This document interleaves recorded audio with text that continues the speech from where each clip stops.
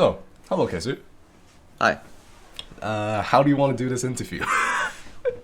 Basically, I'm gonna ask you some questions, All right, fair enough. Cause, all right. and you'll just give me your answers. That's how it usually goes. So, Yes. what did you like? What was your expectation when you came into this tournament? Like, what were you expecting out of this? Honestly, I like seeing how people like Miyuka, Jimeta, Kaiju, those kind of people coming into the tournament and joining. I really didn't thought that I would get in top three. I was just like, oh well, I got kicked out in finals last year. I'm gonna get kicked out in finals this year, anyways. So I didn't really have any sort of hope. Didn't really have any expectation when I come to this tournament. I just came to the tournament really just for content, and maybe some fame. If I did get some clips onto the main channel, I really didn't thought I would get into top three. Like legit, no. So, what was your reaction to when Muka and Jimmer quote unquote abandoned the tournament? Like I was surprised. Like no shit, I was surprised. Like yeah, Jiminer being out, not the most surprising thing to be happening in the entire tournament. But Miyuka getting out because of 2 COVID cases is not something that I thought would happen, considering how Miyuka is the standing champion of Koifa official tournament for the past 2 years. I thought he would continue with that, but nope, he got COVID 2 times and now he's out. So I was like, holy shit, do I actually have a chance to get top 3? Yes, I did have a chance to get top 3. Yeah, we did get top 3. Yeah, that is very true. So that's a nice feeling. Yeah, definitely. Yeah. After they fell out of the tournament, were you scared for any of your matches? Like, were you facing opponents you weren't sure you're gonna win? Oh, definitely. Yeah, definitely. So, out of the entire tournament, right, there was actually 3 opponents that I was actually scared of facing. Kaiju, of course, being the final boss. Xfin being the tournament final boss. Actually, not. Xfin is more like your mid boss. Like when you go into the midway through of a game and then a mini boss actually came out. Yeah, the tournament mini boss. And Subin, believe it or not, I was actually scared of facing Subin, being in the UK MWC team, the speed main, actually kind of cracked at L1 too. So I was actually scared of facing these 3 people. Do you feel like if you face these people on different rounds, you could have lost? Oh, I would think that if I were to face Subin in later rounds, I would actually struggle quite a bit. Considering how Subin is more late game speed and just overall skill oriented, and so yeah, if you face them on knockout finals 1 or 2, you would have had a little fear. Yeah, definitely a lot more fear than in Swiss 3. I think Swiss 3, and Kaiju. Honestly, I would think that if I were to face Kaiju in early rounds, I would actually win. Putting ego aside, I actually feel like I would beat Kaiju in early game, considering how Kaiju's more late game, and facing him in late game is kind of kind of shitty, How did you feel finishing the Swiss stage, being completely flawless, but only losing 1 point the entire Swiss stage? Oh man, I really didn't put much thought into Swiss points. It just feels like oh, I win. Actually, you know what? Honestly, I might sound like I'm being extremely ego oriented right now, but I really did expect it myself to fully sweep Swiss. The reason of that being is actually I'm a mid game player, right? I truly just focus on accuracy at middle difficulties, on Swiss 4, Swiss 5, that kind of level. I focus more mainly on accuracy, and I really don't think I have any opponents in mid game. So I was truly expecting myself to fully sweep Swiss. So it wasn't really surprising for me to get that kind of result in Swiss. But once I get into KO, I kind of fucked myself up because I'm not skilled.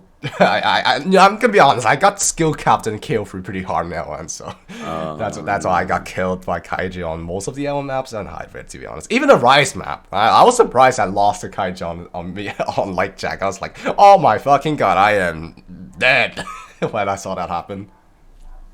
So you talking about how you I didn't really care about Swiss stage. You could swap through it. What is your actual opinion on the new format that B tried this season? I guess. Like, Oh, do you like it? Do you hate it? Do you want something to change with it? I really don't think, I have some really, really mixed opinions throughout the entire Swiss stage, right? Like, it's a cool format, yes. It brings quite a bit of, new, like, very funny stuff going on in the tournament, not being knocked out after losing in the stages, facing stronger opponents in the early round. Those kind of stuff really does bring the tournament up, definitely. Comparing it to your normal rhythm game double elimination, the first few rounds doesn't actually seem all that boring because stuff actually happens. It's not just full sweeps except for the middle seeds. And but I do think that the way that Beat did this tournament does have some fixes. You had your say in it. Yeah. I believe you said that people who are lower elo Yeah. got into a higher weeks because All right. Yeah. Because they faced easier opponents or yeah, definitely. like I do feel like that the reason of that being the way that it is in this tournament is because we just allow the way too many people come into the tournament. Like qualifiers, I do remember the qualifiers being round of 64 and round of 128 last year's, and despite Quavers not being that fast growing after the Friday Night Funkin' boom and the Steely Fango boom, I don't think Quaver grew grew quickly enough for there to be an extra, I don't know, like 50% more skilled players to join the tournament. So making the bracket higher and making it into 200 is, I feel like it's a bit too much, considering how some players actually getting like 93 on some of the maps during Swiss Week 6, and still being able to get into KO is something that I really didn't think would happen, but it did. So yeah, the main problem is just there's too much people, and also I really need to point out something in KO, right? Single elimination really doesn't work well in an official tournament like this. Because like imagine, right? Imagine I am actually worse than Konkawa in KO3, and I'm facing Newson, who's actually worse than me. I get into top 2, and Konkawa, who is better than me, but is facing Kaiju, lost to Kaiju, and go into the fight for third. So in reality, if me and Konkawa were to fight each other, I would lose, right? Mm-hmm. But because Konkawa faced Kaiju during the first match of KO3, he lost because Kaiju is getting number 1. But if I were worse than Konkawa, just because of my seeding, me facing Newson, I won. So I get into top 2. That doesn't really sound fair, does it? Like yeah, if Konkawa were better than me, he got third, he's gonna be pissed, right? It's the format really needs a lot more adjustments and just overall tweaks for it to be more viable and less controversial, I guess. Yeah. Yeah, what would you say? Okay, you talked about having way too many players. Yeah. What would you put the cap at? Would you put it at 150, 125, or some other number? Honestly, seeing how the format of Swiss is, I would actually put it lower than last year's 120. I would actually put it around 100 because because of how Swiss is, the less player, the better it works out. And I really don't think that any player count higher than 100 with this kind of player base would actually be viable for the map pool, right? Because you know, the map pool being that kind of level with the top players advancing into KO with lower seed left behind, it's gonna get real tough for them to, you know, actually play the map pool and actually have a chance to compete with each other. So yeah, 100 players is what I would put the cap on. Talking about map pools, Yes, yes. was there any map pools, maps, whatever, that really like you? Okay, you said that a few maps were unbalanced, but Yeah. let's talk in general, like map pools. How did they come out? Were they balanced? Were they unbalanced? How many changes would you make to them? Or Honestly, maybe it's because of me being Yokako's friend and being biased, right? I actually don't think Yokako did a bad job here. I think he did a great job actually on the map pool. He just got kind of cucked by the Swiss. And he was not able to, you know, balance it all out for all the, you know, lower seed. But if we're just talking about kills, right? I actually thought Yokako did a pretty good job of implementing the way that he wants QOT to be. He did tell me that he wants QOT to be more raw skill oriented, and not like MWC, where it's like a bunch of Epsilon player playing fucking Gamma maps. You know, boring as fuck. And I really did think he did a pretty great job of kind of balancing the pool out with these kind of players in the KO3 stage. As you can see, right, Newson, Konkawa, they did pull up a pretty good fight against each other. You know, going into tiebreaker in KO3, that's not something I would expect to happen with Konkawa and Newson. And you did see me and Kaiju getting into 7-4, not one side sweeping another. So I really did think Yokaku did a pretty good job of balancing Rise L1. I do know that Lot did, you know, set up hybrid and L1 pool, and I do think that Lot did a pretty good job on that as well, pumping up the difficulty of L1 compared to last year, because last year's L1 is also made by Yokaku, and Yokaku's L1 Dan is around 9th, so he kind of, you know, didn't do, you know, the I best can job in imagine, L1. yeah. So yeah, both head pullers did a very good job at, you know, map pooling. I really do think that once Miyuka and, you know, players like Nickname, aka fun fact, Nickname actually is called Reincarnation in Quaver, the UK guy. Yes, Maybe, yeah. I learned that recently. Yeah, yeah. So maybe like players like Nickname, Eliminated even though he hates Quaver. Maybe like Miyuka, Silly. I don't even know if Silly plays Quaver or not. Those people, if they were to come into Quaver, the upcoming year, it would be pretty amazing. And probably horrid to see how the map pool in later stage becomes, because I could imagine it becoming like Desert Plus level, the level where I need to push to even play. I would definitely not enjoy that. But you know, you gotta make a map pool for the top players. So I would really be keen to see what later year's map pool would be. If Yokaku and Lot still map pools it, it's probably gonna be a lot harder and a lot more raw skill oriented, which is a good thing, you know. Being able to push the players, not just, you know, let them fight with accuracy, because that's boring as shit. So yeah, they did a pretty good job at map pooling. I heard a few complaints about the hybrids being LN heavy. I think you were one of the people who said that the hybrids were LN heavy. Yeah. Would So, you, yeah. were there, how many hybrids would you say were biased to LN? All of them. No, I'm just trolling it.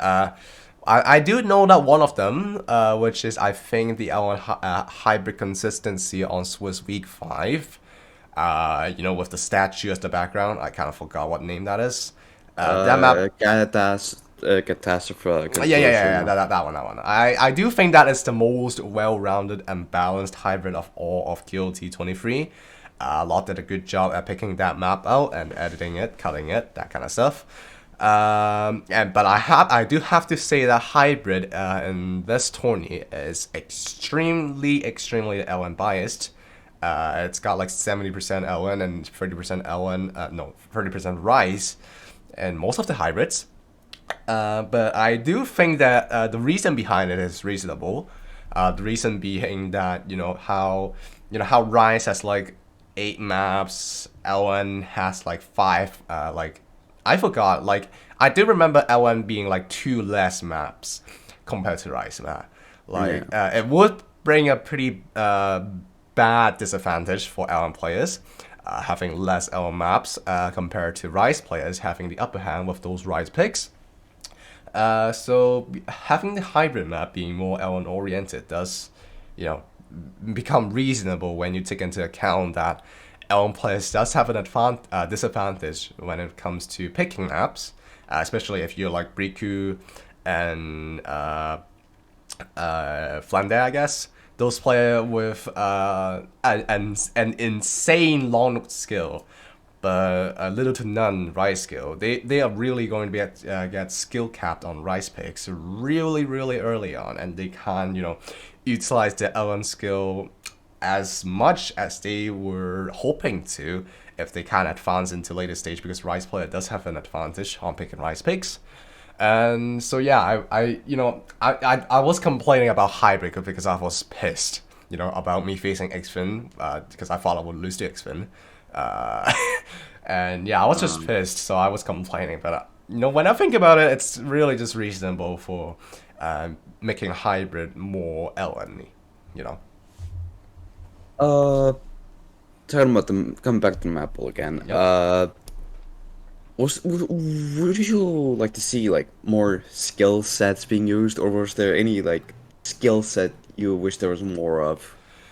Honestly, I really want to say SV, but IA and Ray, those kind of people would like it, but the players would probably punch me in the face for me suggesting SV.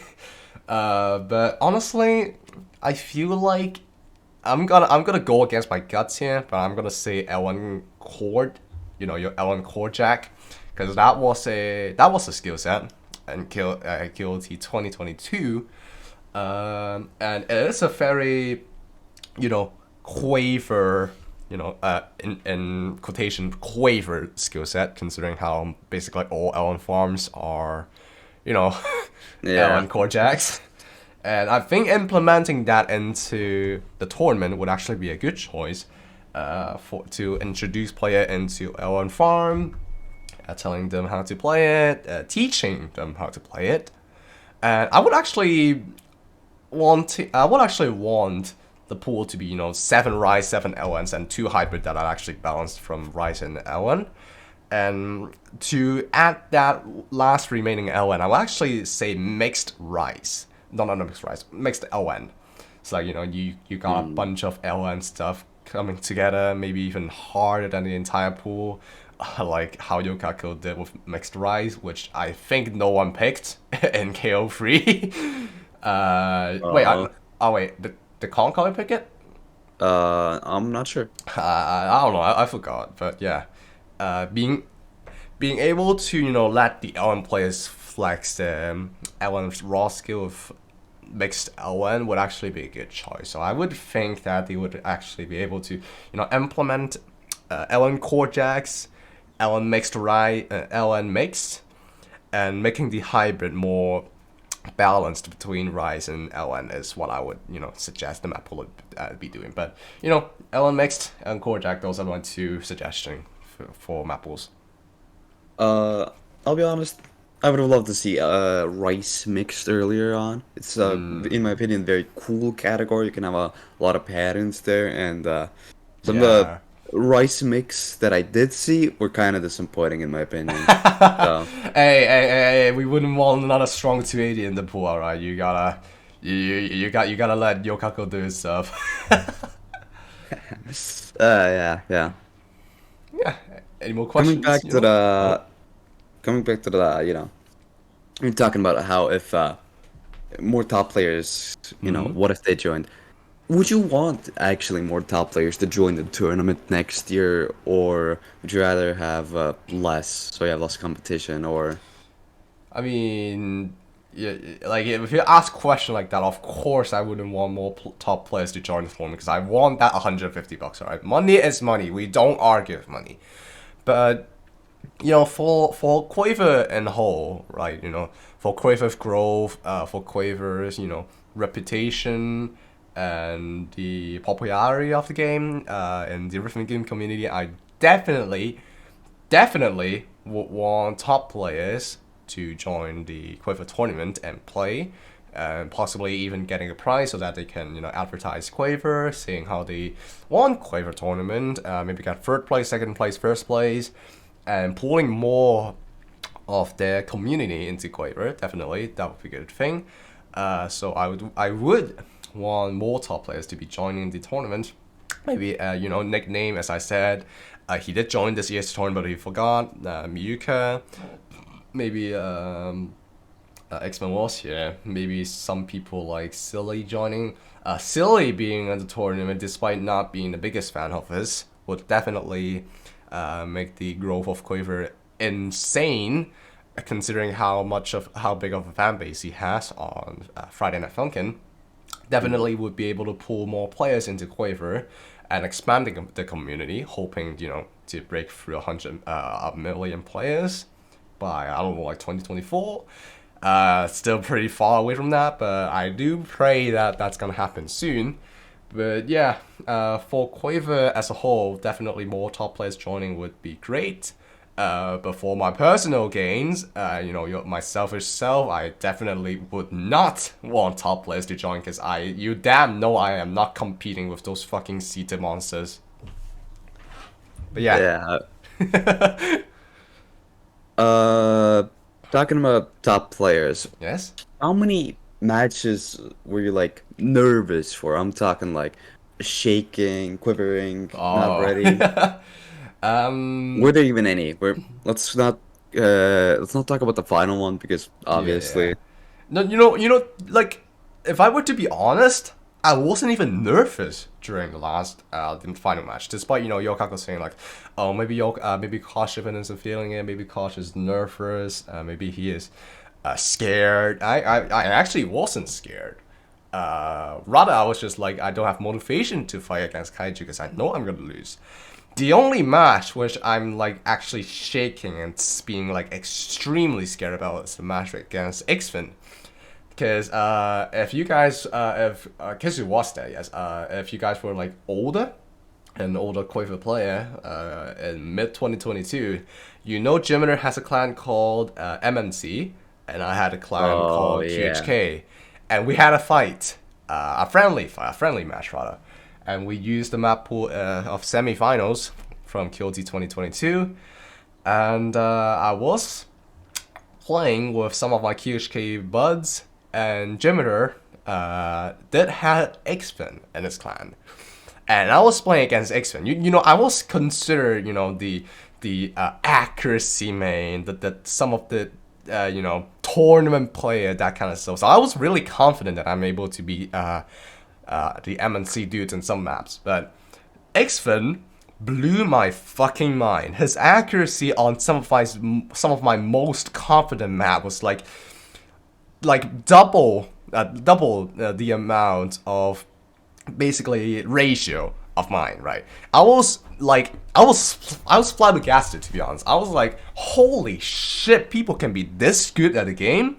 I was like, my mind was blown, like literally, when I see Xfin's scores, and I was like, oh my god, this guy is good at the game.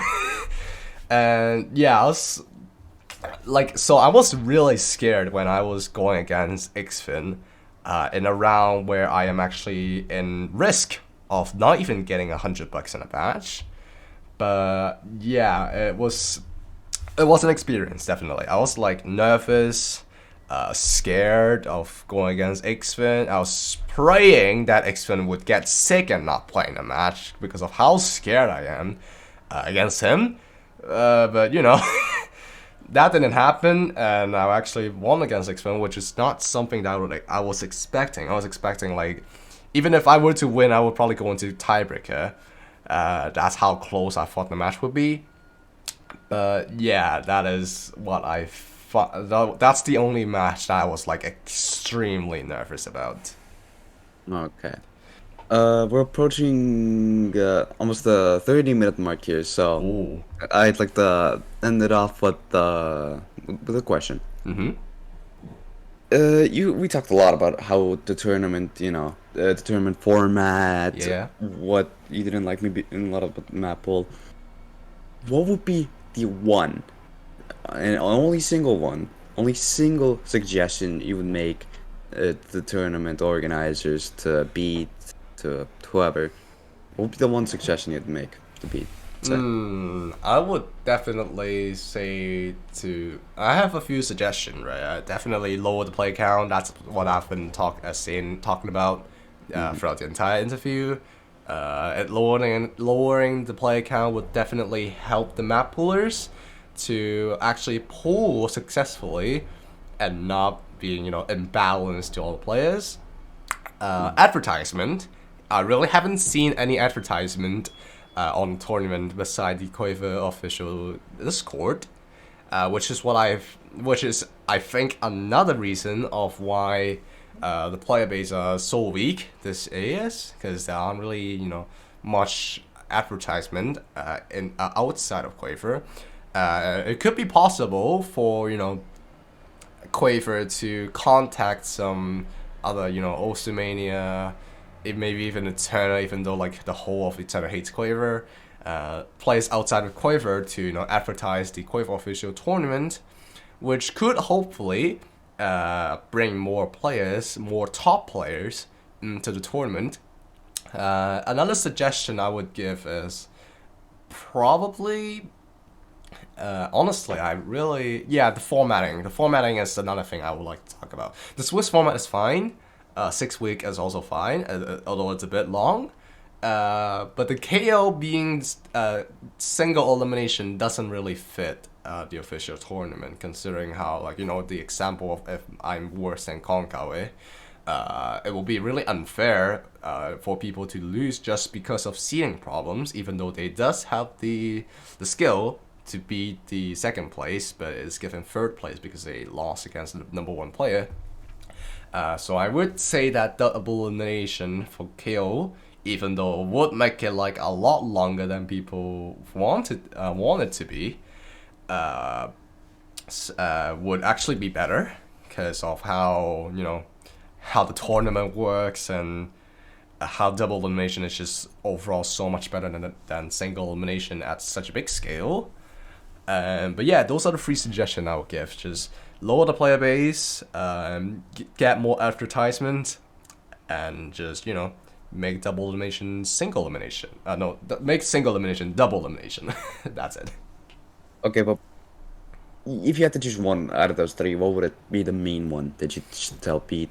Oh, the main one. Honestly, those three are really very important. Yeah, I agree. But if I were to just say one, definitely lower the player count, because there's just too much player in this tournament. 200, and the worst thing is, middle seeds are still left in the tournament, and was week 6, so it really doesn't fit that way. Because if you think about double elimination tournaments in general, halfway through the tournament there will be like top 10% of the seeding left, and not in this Swiss format. Like 50% of the player base are still left, and like literally halfway through the tournament. So too much player. This is too much of them. Okay, I lied. I have one more question. Okay, go ahead. Did you have fun in this tournament?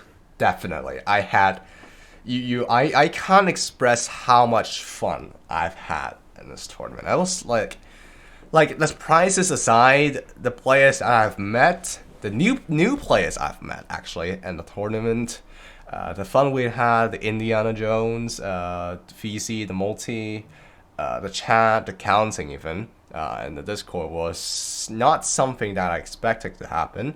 I was expecting to just join the tournament, die within the first few rounds, and then just get my ass off the tournament. But yeah, people were people very friendly. They were really enthusiastic about the tournament. With player losing and winning and advancing, they were really supportive. And mind if I say, aggressive towards some of the players. But that's a part of the fun. But yeah, I had a lot of fun in this tournament. It's really, really well made. It just applause to the host, to any staff, to all staff. Even you, Kissu, you did so much in the tournament. Thank you. Yeah, I had fun. I really did.